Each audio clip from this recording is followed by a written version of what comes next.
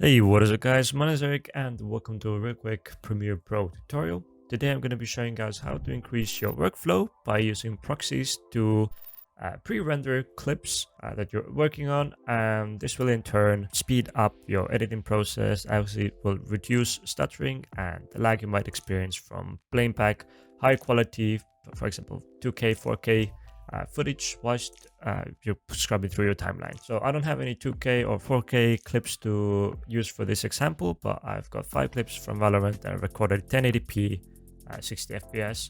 Basically, to use proxies, all you need to do is dump them into a Premiere Pro project. You can already use a pre-existing one.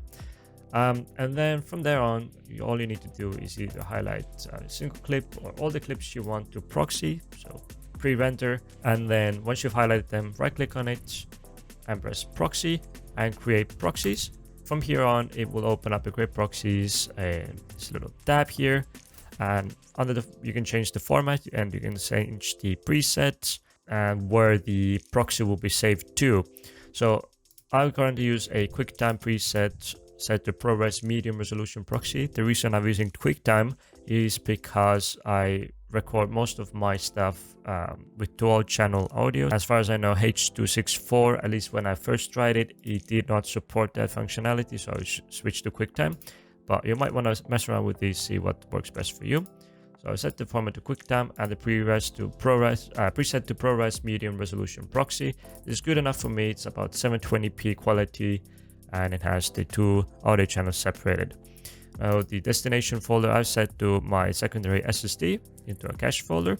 But yeah, all you have to do from here is press on OK. Now it should launch up Adobe Media Encoder. Make sure you have this installed before you start with this tutorial. I should have said that in the beginning. But yeah, we'll start creating proxy jobs.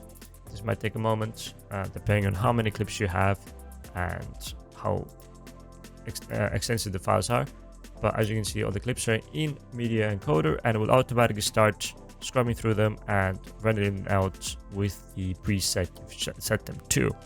And once it's done rendering all of the clips, it will stop automatically. And from there on, all you need to do is drag and drop the clips into your timeline, and they will now be in that 720p quality or whatever you set it to with the preset. And it will use that footage instead for the preview part. And now when it comes to rendering, once you hit render or export on your project, it will actually use the original files for the final render basically. So it won't lose any of the quality. It would just be for the preview process, you will have the lower quality footage basically. And that's how you will be saving on a lot of time because you won't be scrubbing through 4K high quality footage. Instead, you will be dealing with lower bitrate, lower resolution files for the duration of editing. But yeah, that's pretty much it for this tutorial. Hopefully you guys learned something new. If you did, please click the like button down below as it helps me out a lot. If you have any questions or questions for the future videos or whatever, then leave those in the comment section down below. And as always, don't forget to subscribe.